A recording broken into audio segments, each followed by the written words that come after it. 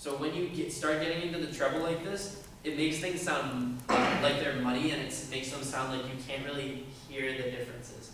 Muddy just means that it's ill-defined or you can't hear a lot of the detail. So once you get over this 10,000 kilohertz hump, you're off into this territory that's really considered to be like no promises.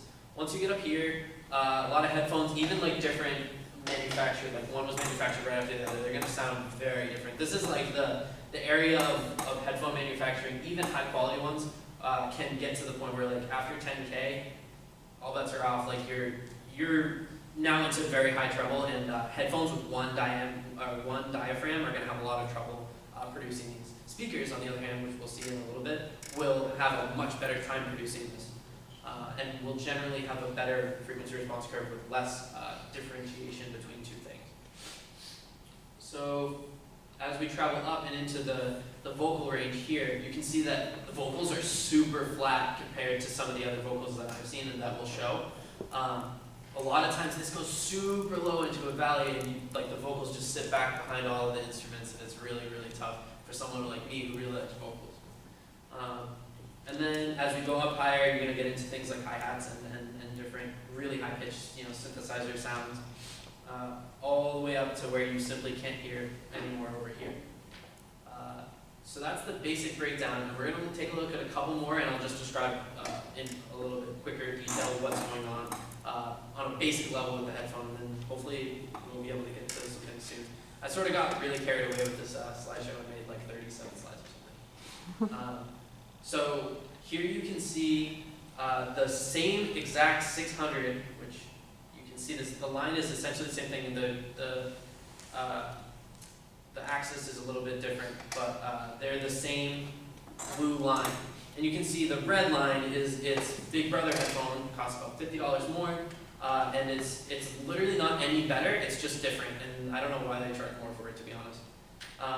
But basically you can see it's darker or warmer based on this base curve being above this base curve.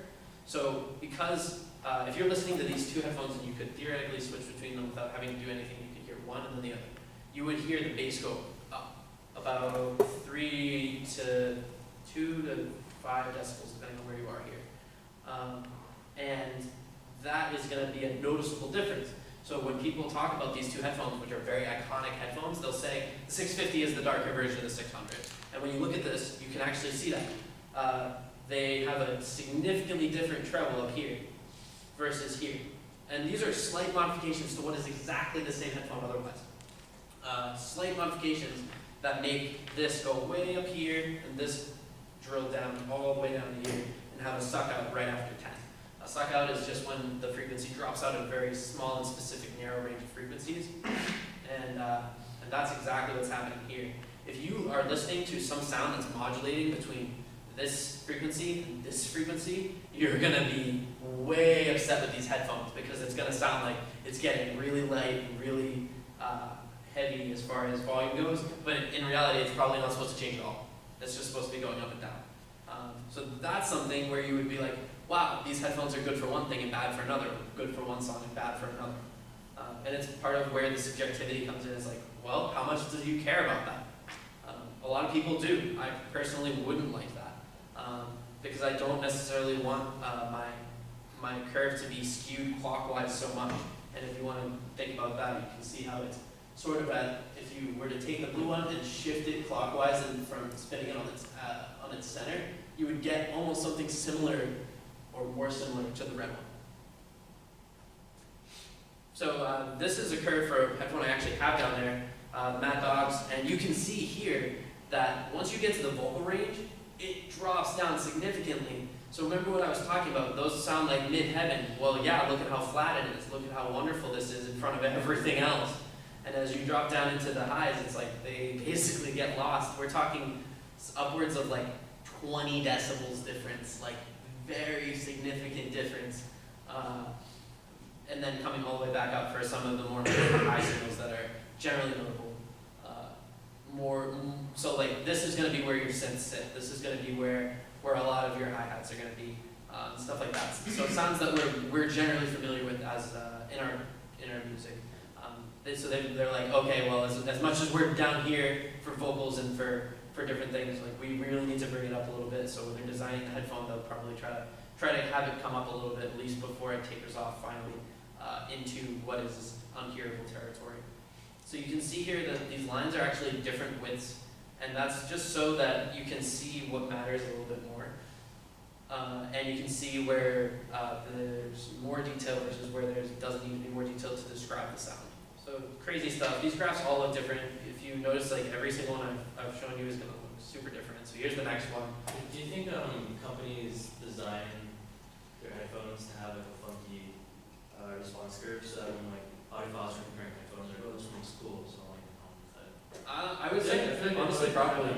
Because like when I go to buy headphones, I usually don't buy one without at least trying to find a response curve or reading a ton of reviews about what people are saying about it. So I couldn't actually find one for the 400i's, which are like my favorite headphones. But like I did buy them without seeing it. But I had to probably read like thousands and thousands of words in order to actually equate what I would have gotten out of that frequency response curve. People saying it's warm. Oh, people saying, well, the treble's a little tiny bit wavy, but it's generally flat, it's generally neutral. And like these adjectives, all these words that audiophiles will spit off, can be very easily shown with graphs like this. This is another headphone with a super flat midsection again, but with a tapered off bass and a wavy treble, which a lot of these headphones tend to have. Here's another one. We won't go too far into more of these, but bass hump, roll off. Vocals are lower than the treble. The treble really shines on these headphones, and when you're doing things like gaming, these headphones are really great because you can hear the deep, like explosion kind of sounds, and you can also hear like super high pitched, like bullets tinging around your head, and they have very good positioning. So you can actually use these for gaming and be very content with how they are performing. This is very similar to how you would actually want a home theater to be able to perform, where it's going to be able to produce sounds dynamically more so than accurately. So here's the original speaker setup that I showed you before, the JBL LSR 305. This is a pretty iconic speaker, and you can see it's a lot flatter. If you look between here and even like down here, this is a lot less of a difference between some of the headphones we were seeing, where we saw up to like 20 decibels difference. This one's actually not much at all, where it's like 10 at the most. This is relatively flat, even though it's very wavy, and I personally think you can hear it after a long amount of time hearing Theo's room blaring over and over again. You can definitely hear some of this waviness, but they're very flat, and they're really, really nice as far as compared to set headphones that's going to be like super crazy, like the vocals aren't even there, like what are we listening to? Speakers are generally going to be way more flat, and that's because you have multiple drivers which are then crossed over. Here's a really budget speaker with a curve that looks really crazy, but if you look at the axis again, it's really not that different. This is actually 4 decibels, this whole thing here to here.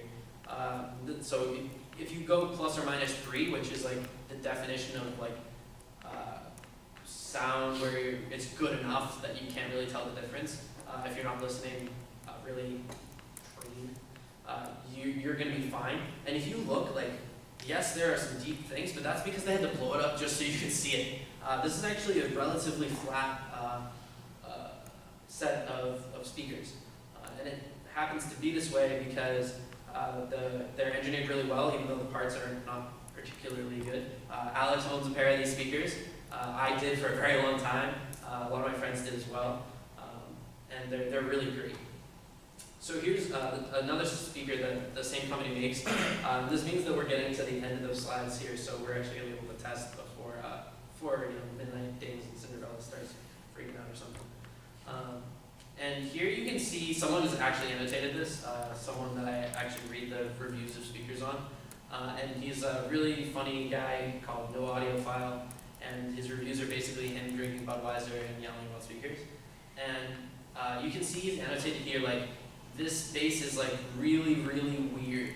And he's saying like it's supposed to be deep, but it doesn't really work out as nice as it should, and it rolls off really hard. Here you can see what's called cancellation. This is actually because the drivers are not properly phased. So that means that one driver is making a sound where the amplitude of the wave is actually reversed from the other. And this is due to bad crossover, bad time alignment with the drivers, and probably also just like poor quality parts and like manufacturing, manufacturing, what's the word I'm looking for? The ability to have problems. Not defects, like when you can have a part that's like with 2 millimeters off and it's fine. Tolerance, manufacturing tolerance. Here you have, he can identify, he's like super good at identifying these things. Like the average person, including me, like cannot tell when something is cone breakup necessarily unless I'm like really, really listening. But he's identified this particular part of the frequency response curve to actually be cone breakup, which is when the driver actually flexes, and here you've got some great examples, when it's really not supposed to. So the driver is actually supposed to be this perfect, hopefully massless thing, the calculation that you're using to project the sound. But when it starts to vibrate and change shape and take some of that sound, it does things like cone breakup, which are colorations, and usually pretty heavy when they're bad colorations. Cheap speaker materials, cheap speakers in general that are, and when I say like cheap, I mean like bad, like just bad speakers. So you can have low cost speakers that aren't cheap. I'm talking cheap as in like chintzy, like bad. And so what you can see here is that the driver is flexing to the point where the wave is traveling up from where it's connected to the voice coil all the way to the surround and then actually coming back. And it's hard to see it here, probably also pretty small on the screen, but it is noticeable that the wave is actually traveling up and down. And what that is that's cone breakup, and it's very bad. Over here is a little bit faster version. It looks really funny to me. I picture like a guy with arms.